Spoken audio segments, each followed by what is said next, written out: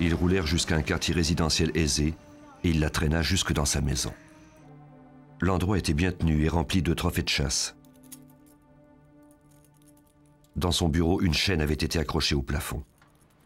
Il l'enchaîna et la déshabilla.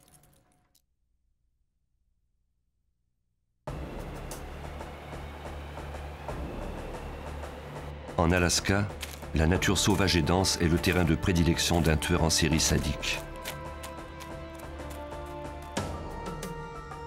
Il kidnappe des femmes, les viole et les torture avant de les tuer.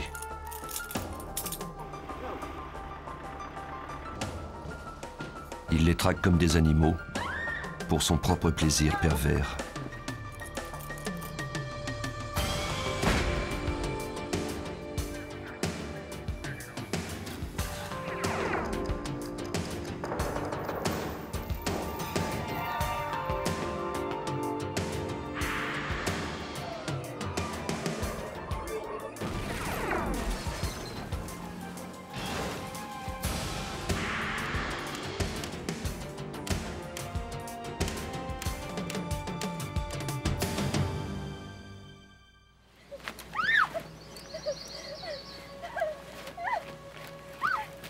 C'était une jeune femme qui espérait devenir mannequin.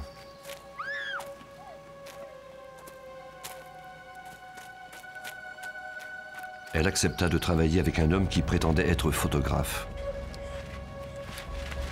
Mais cet homme était en fait un tueur sans merci.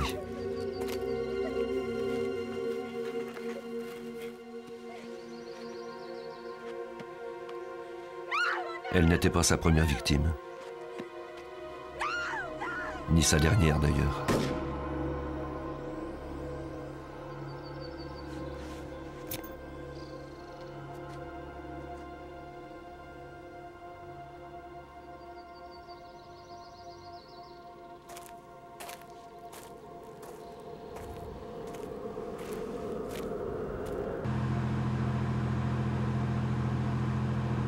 Des années 70 aux années 80, la population de l'Alaska connut un certain essor.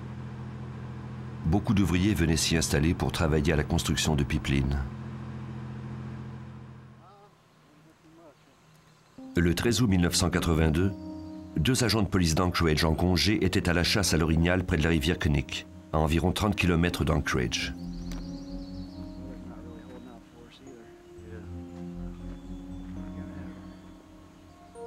Alors qu'ils se frayaient un chemin au cœur de la végétation, ils aperçurent des restes humains partiellement enterrés. Ils laissèrent la scène telle qu'elle.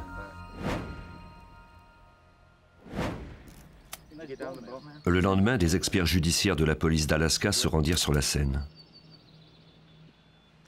Dans cette région, les crimes tombaient sous la juridiction de la police d'État. Les experts trouvèrent des vêtements, une bande élastique et la douille d'un projectile de calibre 223 dans la tombe peu profonde.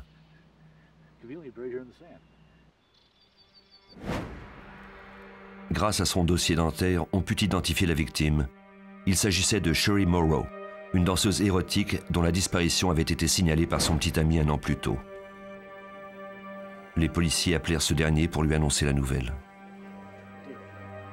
Ses vêtements correspondaient à ceux qu'elle portait lors de sa disparition. Cependant, il n'y avait aucune trace de son bijou porte-bonheur, une flèche en or dont elle ne se départissait jamais. Morrow avait sans doute été tué peu après sa disparition. Le tueur avait donc disposé d'1 an pour brouiller les pistes. Il était presque impossible d'espérer le retrouver. Le 2 septembre 1983, pendant la construction d'une nouvelle route, une équipe d'ouvriers déterra un squelette humain près de l'endroit où le corps de Sherry Morrow avait été retrouvé 1 an plus tôt.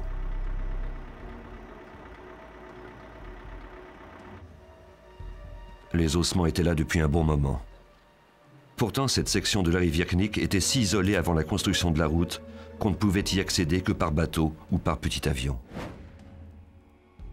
Les ossements appartenaient à Paula Goulding, 17 ans, une secrétaire sans emploi qui avait quitté Hawaï pour vivre en Alaska. Elle avait disparu 5 mois plus tôt. Tout comme Sherry Morrow, elle avait décidé de travailler comme danseuse érotique pour joindre les deux bouts. On retrouva à nouveau un projectile de calibre 223 sur les lieux. Pour le policier Wayne Van Clausen, ces ressemblances étaient inquiétantes. C'est à ce moment-là que nous avons commencé à vraiment avoir peur, parce que le profil était identique. Il s'agissait de danseuses nues qui travaillaient dans des bars du centre-ville. Nous en avons déduit qu'un tueur en série était à l'œuvre. 2 corps avaient été retrouvés, mais maintenant les détectives étaient convaincus qu'il y en avait davantage. Ils examinèrent les dossiers des personnes disparues dans les derniers mois.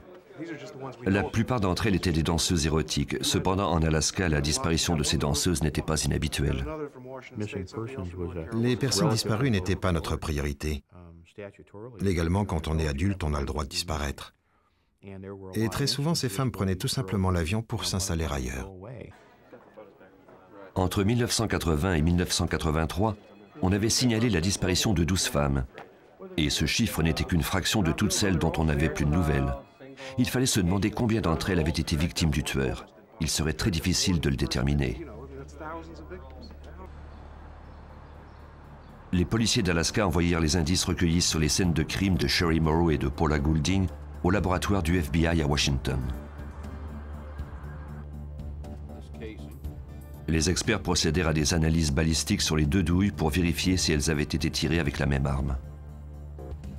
La police d'Alaska espérait que ces analyses leur permettraient de savoir si le même individu avait commis les 2 meurtres. Les résultats étaient concluants. Les 2 femmes avaient été tuées avec un fusil à haute puissance. Il n'y avait plus de doute possible.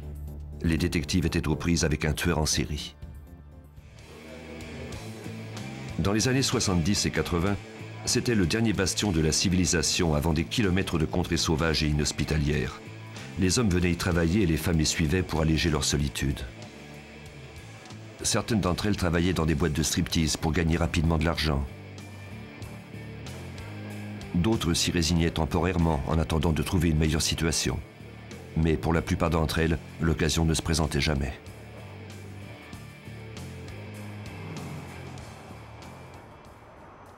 Un homme traquait ses femmes dans les rues de la ville. Il les choisissait avec soin. Dans une ville où la population était principalement composée de gens de passage, leur disparition faisait peu de vagues.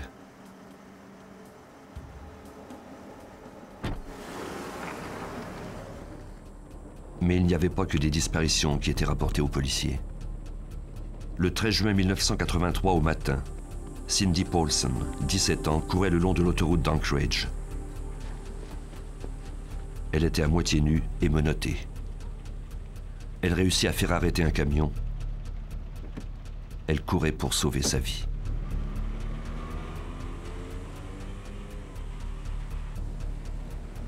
Le conducteur la déposa au motel où elle résidait. Le commis appela la police. Un agent lui retira ses menottes en essayant de la calmer. Greg Baker de la police d'Anchorage se rappelle l'incident. Elle était menottée et presque nue. Elle avait l'air en état de choc. Elle avait très peur. Elle nous a raconté ce qui lui était arrivé. Paulson était prostituée. Elle déclara à Baker qu'un client l'avait ramassée la veille.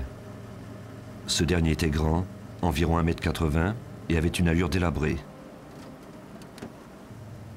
Il portait des lunettes et bégayait. Il n'avait rien d'un homme menaçant. Pourtant, dès qu'elle monta à bord de sa voiture, il lui passa les menottes et lui mit sur la tempe un revolver à crosse de bois.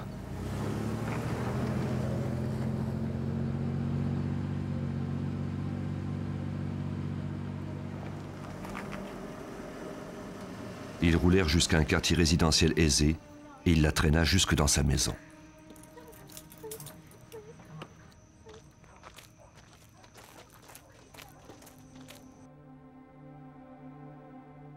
L'endroit était bien tenu et rempli de trophées de chasse. Dans son bureau, une chaîne avait été accrochée au plafond. Il l'enchaîna et la déshabilla.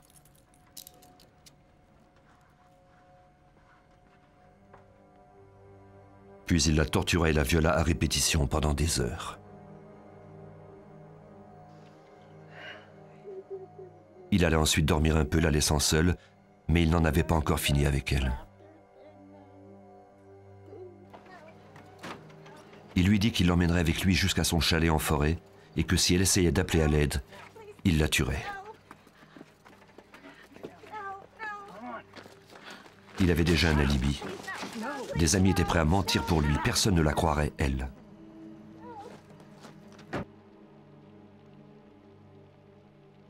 Ils roulèrent jusqu'à l'aéroport. Elle le vit en train de mettre une arme dans un petit avion. Elle eut une fraction de seconde pour échapper à une mort certaine. Elle prit la fuite.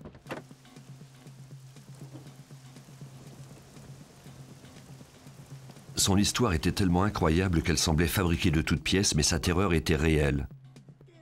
L'agent Baker effectua quelques recherches. Cette femme était intelligente. Elle était en état de choc. Elle nous a raconté qu'il l'avait menacée à la pointe du fusil et qu'il l'avait conduite dans un endroit précis. Elle savait où c'était. Elle nous a décrit l'intérieur de la maison et nous a même décrit les nombreux animaux empaillés accrochés au mur.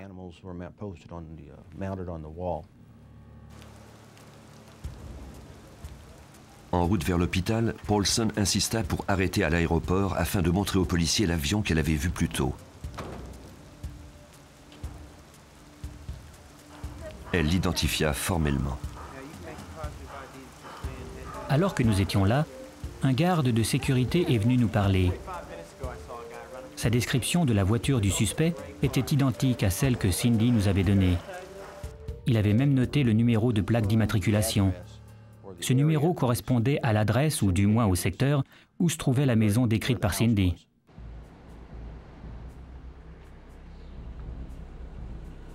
Les policiers se rendirent à cette adresse pour interroger le propriétaire de l'auto.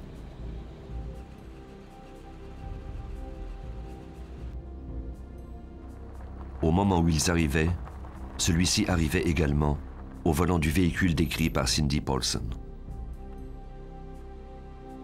Jusqu'à présent, tout ce que la jeune femme avait dit s'était révélé vrai, mais le suspect avait sa propre version des événements.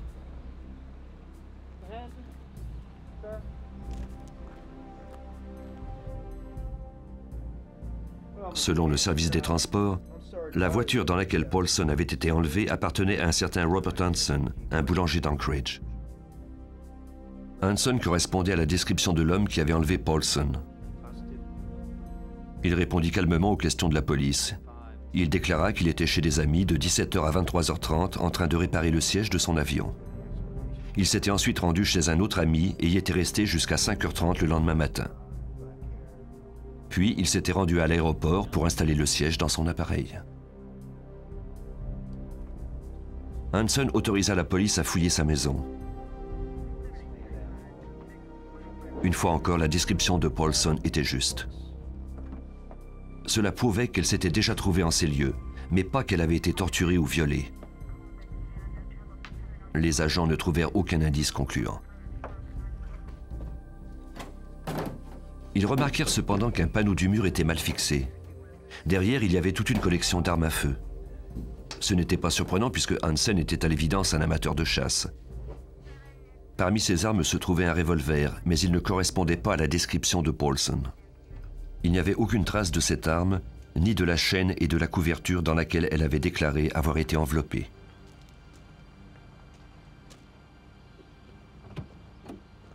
Il n'y avait aucun indice dans la voiture du suspect. Rien de ce qu'avait décrit Paulson. Nous avons vérifié et corroboré ses alibis. Hansen a été libéré, mais il a consenti à ce que nous inspections sa maison. Paulson était toujours en état de choc, mais elle identifia tout de suite son agresseur à partir de photos judiciaires. Quand on lui demanda de se soumettre au détecteur de mensonges, elle refusa. Cette prostituée ne faisait pas confiance à la police et cette méfiance était réciproque. Elle était convaincue qu'on ne la prenait pas au sérieux. Peu de temps après, elle quitta la ville pendant un moment pour tenter d'oublier ce cauchemar. Les autorités d'Anchorage étaient elles aussi disposées à laisser tomber cette affaire. Les policiers n'étaient pas parvenus à trouver d'indices solides qui reliaient la prostituée à Robert Hansen. Mais pour l'agent Greg Baker, ce n'était pas fini.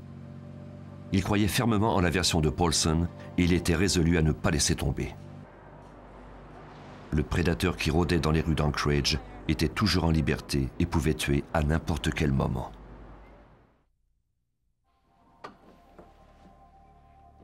Robert Hansen, le suspect numéro 1 dans l'enlèvement et le viol de Cindy Paulson, avait été remis en liberté faute de preuves.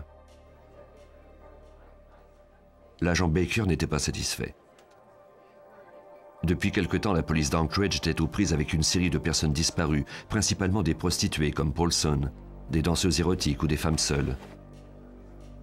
Le fait que Paulson ait mentionné que son agresseur voulait qu'elle monte à bord de son avion ne faisait qu'accentuer les soupçons du policier à l'égard de Hansen.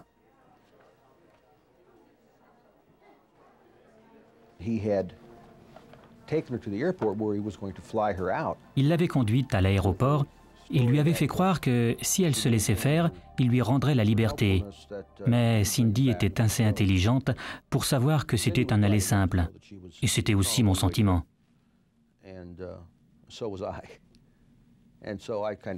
Par une simple déduction, on comprenait qu'il était le suspect idéal dans la disparition des danseuses. Le superviseur de Baker avait suspendu l'enquête entourant Robert Hansen, mais Baker refusait de l'abandonner. La version des événements de Cindy Paulson était trop détaillée pour ne pas avoir un fond de vérité. Malheureusement, on refusait de l'écouter. Baker décida de poursuivre son enquête seul. À première vue, rien dans le passé de Hansen ne suscitait les soupçons.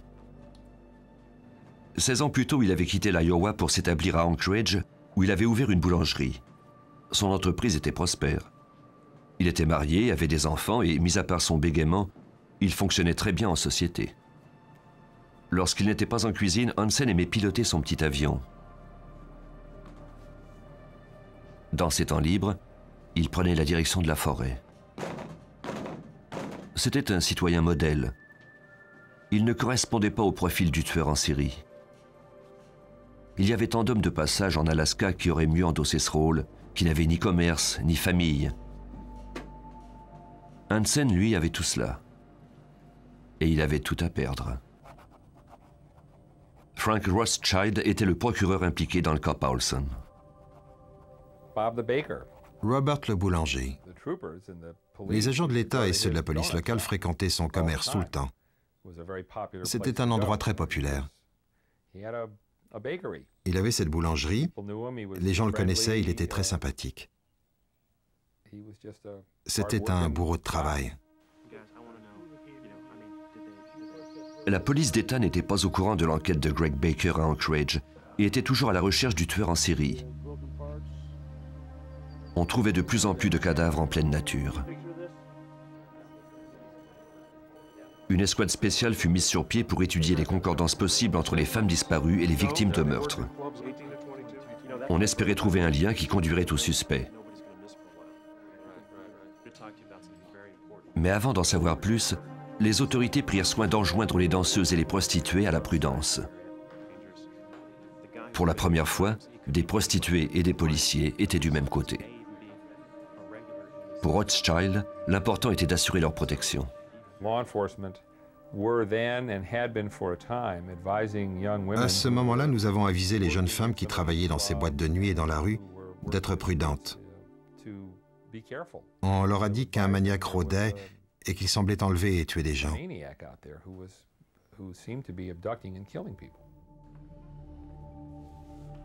Une enquête plus poussée révéla que Hansen avait un lourd passé criminel. 12 ans plus tôt, en 1971, il avait été arrêté à 2 reprises pour enlèvement, viol et assaut à main armée. Ces crimes n'étaient pas sans rappeler ce qu'avait subi Cindy Paulson. Baker ne put malheureusement transmettre cette information à son superviseur puisque l'enquête était suspendue. Il n'y avait qu'une seule alternative. J'ai réuni tous les rapports et les antécédents d'Hansen et je suis allé voir la police d'État.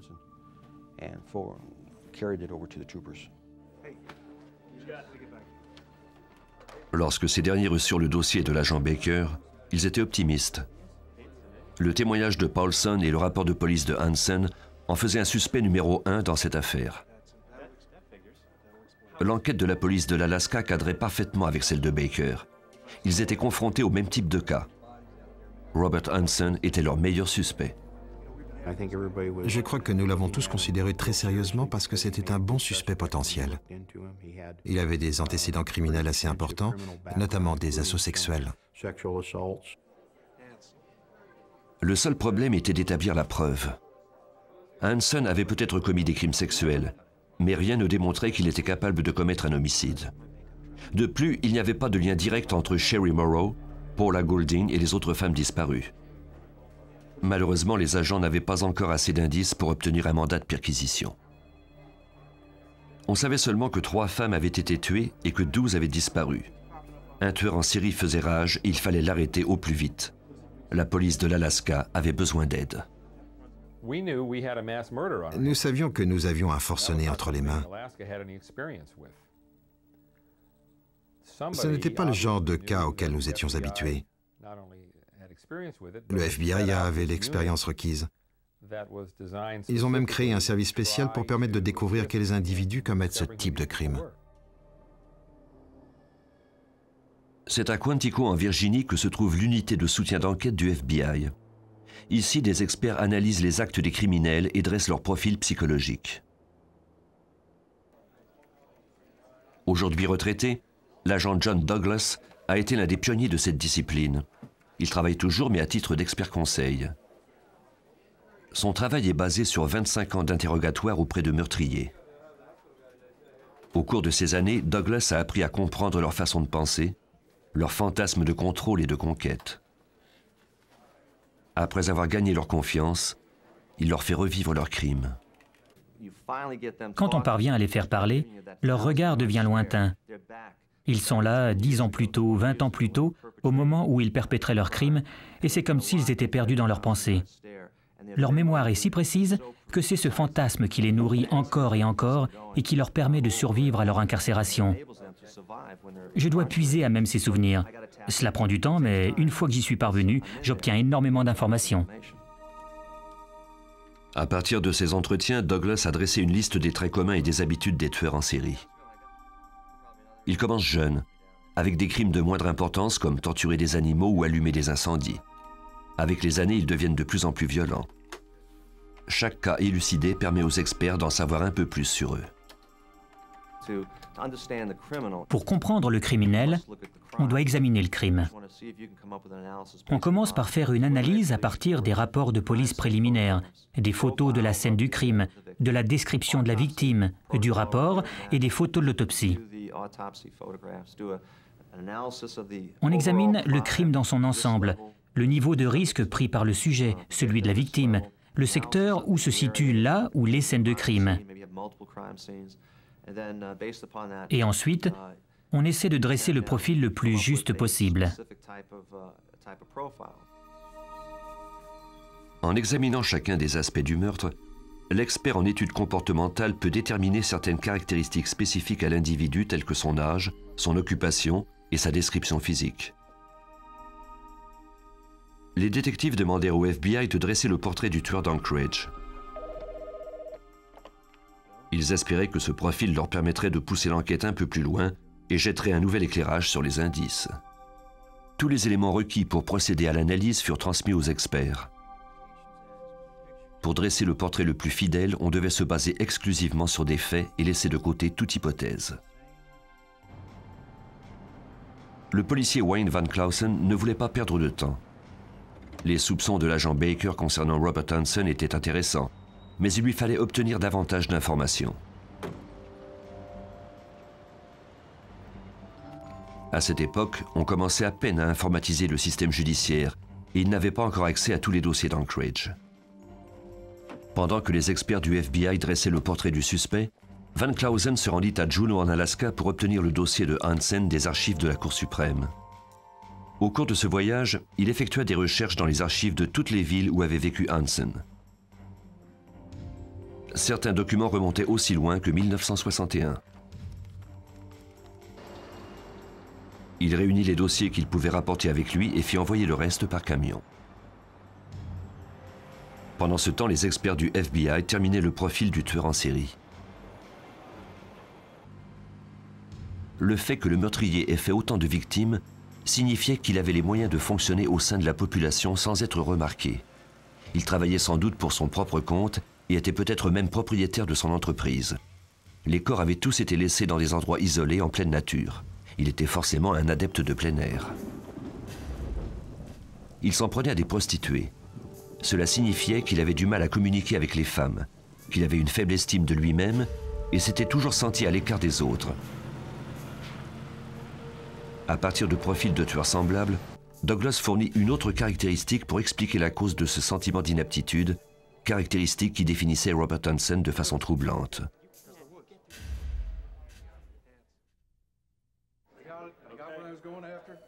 Le portrait du FBI correspondait à la description de Hansen, mais on s'apprêtait à découvrir à quel point la description de Douglas était juste.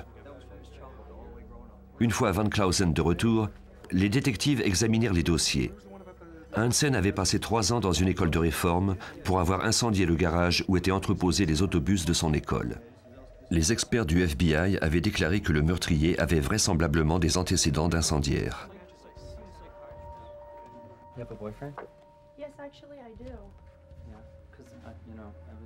On disait également qu'il était asocial. Le rapport psychiatrique de Hansen, qui remontait à son séjour à l'école de réforme, en faisait foi. Le bégaiement dont il était affligé était une barrière qui entravait son estime de lui-même. Dès qu'il tentait de s'affirmer, on se moquait de lui.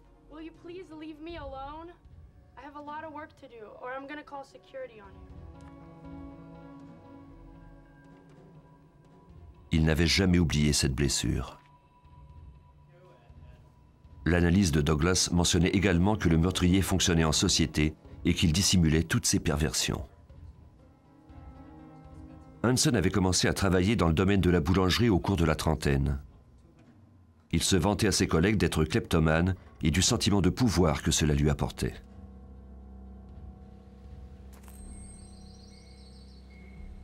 Il aimait également parler de son amour de la chasse. Il adorait le pouvoir qu'il avait sur ses proies et appréciait les pourchasser et les blesser. Il avait développé un certain talent pour la chasse et avait même remporté plusieurs prix prestigieux. En 1967, il avait déménagé en Alaska pour commencer une nouvelle vie et pour s'adonner davantage à sa passion pour la chasse. 3 ans plus tard, il avait été arrêté pour avoir tenté de violer une réceptionniste à la pointe de son arme. Il ne contesta pas l'accusation d'assaut à main armée.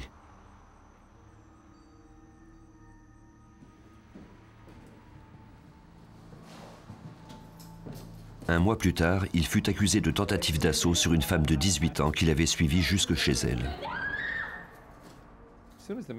Dès qu'il s'est trouvé en Alaska, il a été impliqué dans des affaires de vol et dans des enlèvements.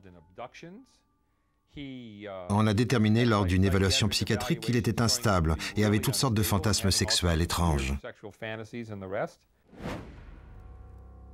Mais tel que le profil le mentionnait, Hansen avait toutes les apparences d'un citoyen respectable et la cour avait été clémente à son égard. Dans un des cas, il avait déclaré avoir perdu la mémoire. On lui avait ordonné des traitements psychiatriques et il avait été condamné à faire du travail communautaire pendant 5 ans. Tout ce que l'expert du FBI avait dit à propos du tueur correspondait à la personnalité de Robert Hansen, un homme dangereux qui pouvait rester complètement anonyme dans une foule. La police concentra ses recherches sur Hansen. Des agents furent envoyés près de Knik River à la recherche d'autres victimes. Il était possible que les danseuses disparues aient été enterrées près des autres tombes, mais les agents n'eurent pas de chance. Le secteur à explorer était trop grand et trop éloigné pour être fouillé adéquatement. Malgré le portrait dressé par le FBI et les antécédents criminels de Hansen, les policiers n'avaient trouvé aucun lien tangible entre lui et les victimes. Ses antécédents criminels étaient trop anciens et les preuves étaient indirectes. Cela ne ferait pas le poids en cours. Les enquêteurs espéraient que Cindy Paulson les aiderait. Elle était la seule survivante parmi les victimes de Hansen. Peut-être se souviendrait-elle d'autres détails de sa triste aventure avec lui. La jeune femme signa une nouvelle déposition. De plus, elle parvint à identifier une arme que possédait Hansen. Mis à part Paulson, Hansen n'avait pas été impliqué dans un viol ou un enlèvement depuis plus de 10 ans. Dans l'espoir de consolider leur enquête et de démontrer une constante dans le comportement du suspect, les détectives retracèrent une autre de ses victimes dont l'expérience ressemblait à celle de Paulson. Cette victime avait déménagé depuis, mais les policiers la retracèrent et lui demandèrent sa participation. J'ai reçu un appel d'Alaska me demandant si je voulais bien les aider à monter le dossier d'inculpation de Hansen. On m'a expliqué qu'il était soupçonné d'avoir tué 7 victimes. La 8e était parvenue à s'échapper.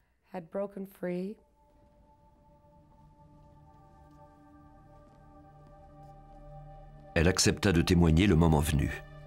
Entre-temps, les détectives avaient encore du travail avant de prouver que Hansen était un tueur en série, mais ils étaient sur la bonne voie.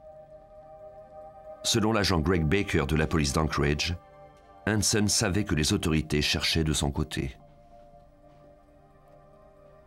Un matin, je roulais dans les environs et je voulais m'acheter des beignets. Hansen était debout à la fenêtre et je le voyais décorer des petits gâteaux.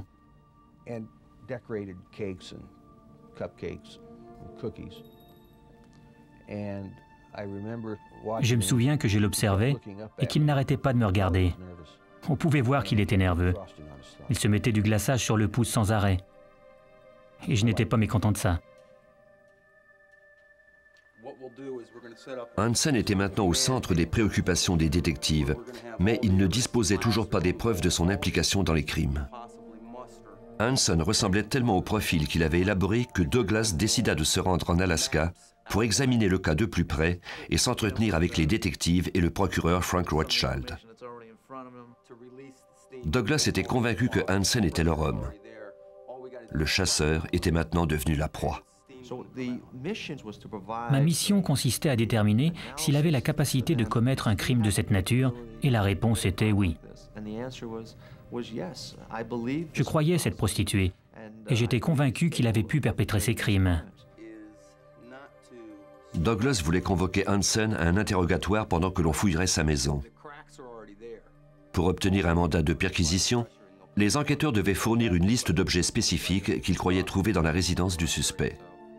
Ils devaient d'abord chercher l'arme décrite par Cindy Paulson et celle qu'il avait utilisée pour tirer les projectiles découverts dans les tombes de Sherry Morrow et Paula Golding. Ce n'était cependant pas suffisant. Il faudrait trouver un indice qui prouverait formellement la culpabilité de Hansen. On demanda à Douglas s'il fallait ajouter quelque chose dans le libellé du mandat. J'ai répondu, bien sûr. Selon les recherches, les tueurs en série ont des fantasmes. Une des choses qui alimente ces fantasmes après le meurtre, parce qu'ils cherchent des victimes tous les soirs, c'est qu'ils conservent une sorte de souvenir ou de trophée, quelque chose qui appartient à la victime.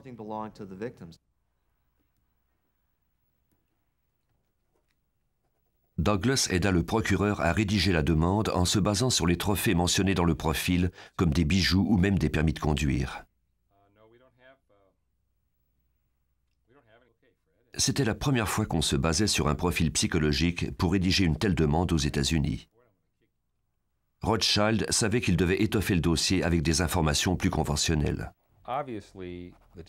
Au bureau du procureur, on voulait que cette demande soit à toute épreuve, qu'il n'y ait aucune faille. Tout le monde savait que c'était une grosse affaire. La dernière chose que nous voulions, c'était de faire une erreur, que le mandat de perquisition nous soit refusé et tous les indices rejetés.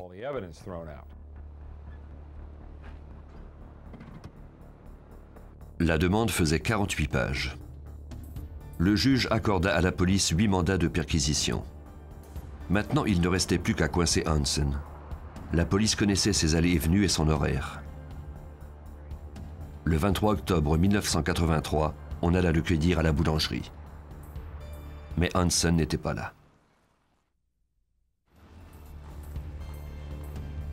Hansen s'était levé en retard, ignorant qu'il ferait attendre les policiers 20 minutes à la boulangerie.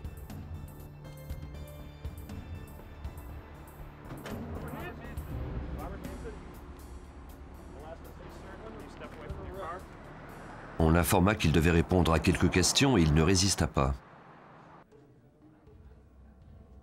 la salle où se déroulerait la séance était fin prête. Le but était de le déstabiliser pour obtenir des aveux et ainsi éviter un long procès. Douglas aida les policiers à donner le plus d'impact possible à la salle d'interrogation. On avait disposé un peu partout des photos des scènes de crime et des objets reliés à l'affaire afin que Hansen puisse les voir avant l'interrogatoire. À l'heure convenue, les détectives entrèrent dans la salle et commencèrent leur jeu d'intimidation. Les agents du FBI avaient indiqué à Rothschild la marche à suivre. Il fallait que je lui pose des questions qui susciteraient la discussion. C'était le plan numéro 1. Il y avait tous ces cas sur lesquels nous avions enquêté. Il fallait que je tente de le faire parler spécifiquement de chacun d'entre eux. De son côté, il essayait de découvrir ce que nous savions. Je pouvais le voir tenter d'en savoir le plus possible. Et mon plan à moi, bien sûr, était de découvrir ce que lui savait.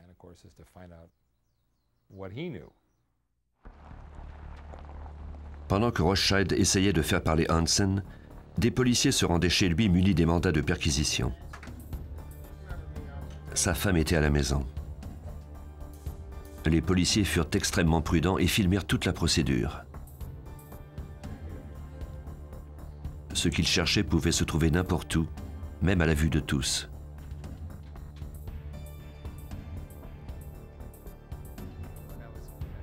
Hansen savait que la police avait eu accès à son casier judiciaire et au rapport des psychologues à son sujet.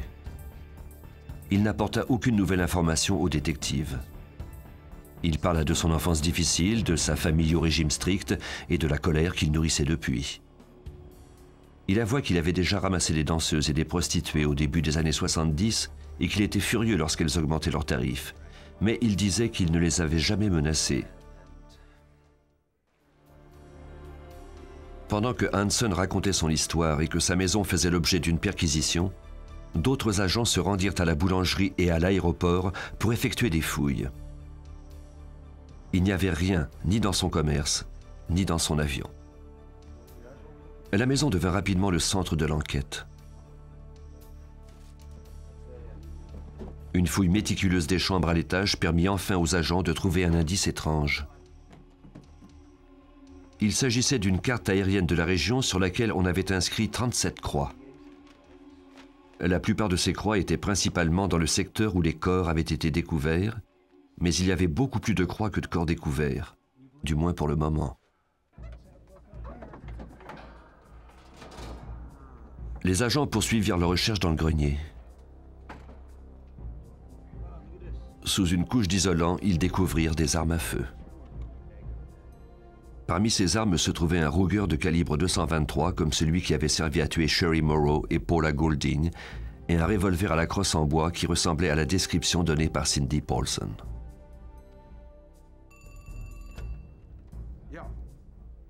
L'équipe de recherche transmit la bonne nouvelle à Van Clausen. Le filet se resserrait peu à peu, et Hansen le savait, même s'il n'était pas prêt à parler. L'interrogatoire se poursuivit pendant des heures, et il semblait de moins en moins probable qu'il passerait aux aveux.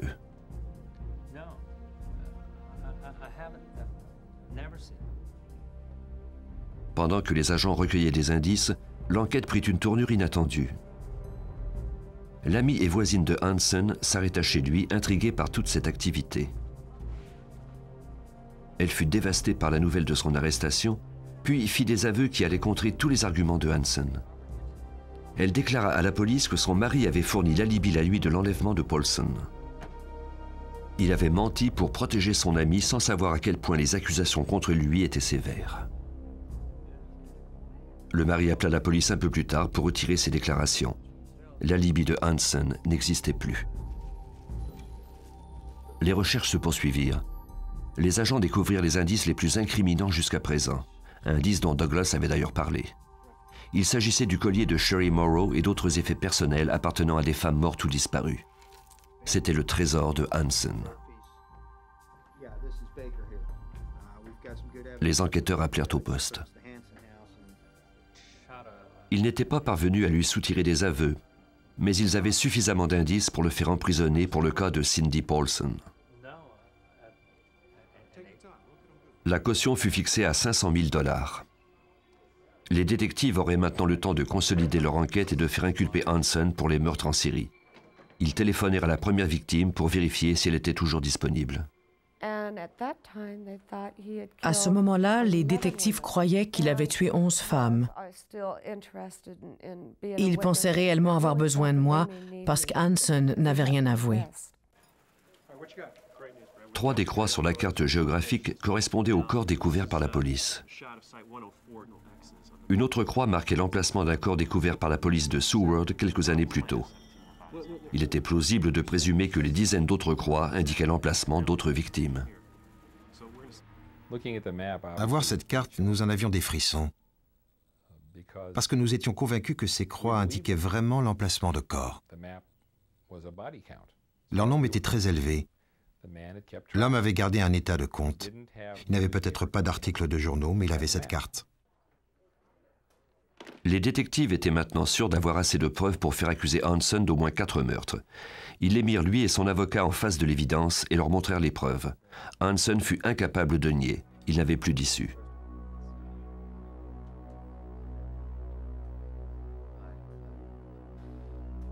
Il était temps de passer aux aveux et de proposer un marché. Hansen déclara qu'il était prêt à avouer les meurtres qui pouvaient être prouvés irréfutablement à condition que le procès n'ait aucune publicité et que sa famille soit épargnée. Il demanda également à être incarcéré à l'extérieur de l'Alaska une fois le procès terminé. En échange de l'inculpation de 4 meurtres, il accepta de montrer aux policiers où il avait caché les autres corps. Les détectives appelèrent la première victime pour lui annoncer la bonne nouvelle. La 3e fois qu'ils m'ont appelé, ils m'ont appris qu'Hansen avait tout avoué et qu'il n'avait plus besoin de moi. À la fin de la conversation, j'ai raccroché, j'ai aidé mon fils à se préparer pour l'école et raccompagné mon mari jusqu'à la porte. J'ai alors éclaté en sanglots. Je ne pouvais plus m'arrêter. Je n'avais aucun contrôle. C'était plus fort que moi. Je pouvais voir toutes ces femmes et m'imaginer leur mort, pourchassées comme des chiens et blessées.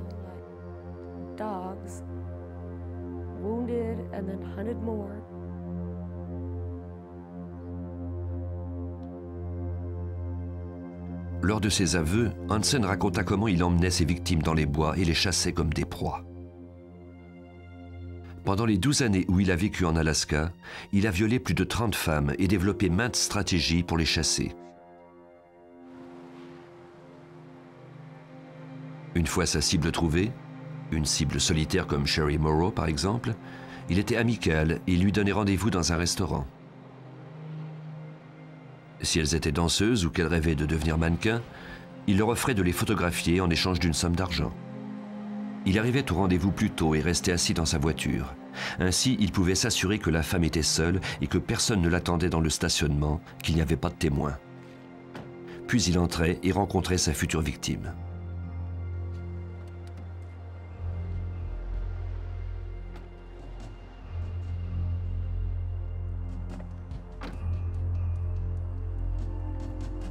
Une paire de menottes était déjà fixée sur le siège de sa voiture. Hansen se vanta qu'il lui était très facile de menotter sa victime tout en saisissant son arme.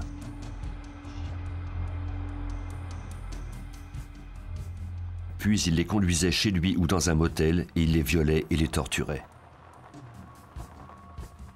Par la suite, il leur bandait les yeux et les conduisait en voiture ou en avion à l'écart de la ville jusqu'à ce qu'ils trouvent un endroit isolé. Il avait l'habitude de jouer avec sa proie avant de la tuer.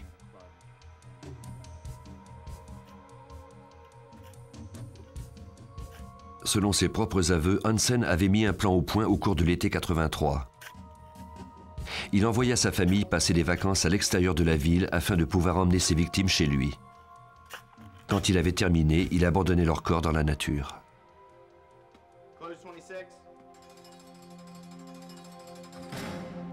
Le 27 février 1984, Robert Hansen fut jugé coupable du meurtre de 4 femmes et condamné à la prison à perpétuité, sans possibilité de libération conditionnelle.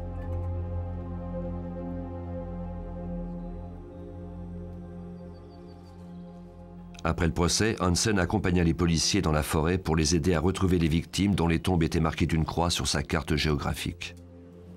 Au total, on retrouva 8 corps. Des ours avaient déchiqueté les autres corps.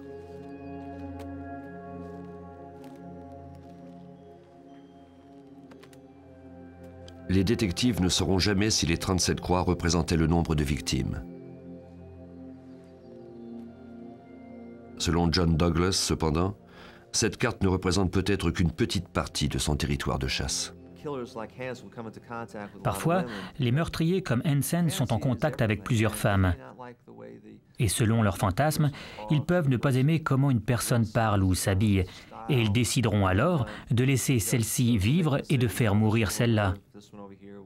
Je crois qu'il en a tué beaucoup plus que ce que nous savons. À mon avis, une des raisons qui l'a poussé à s'installer en Alaska était qu'il avait commis des homicides sous le 48e parallèle.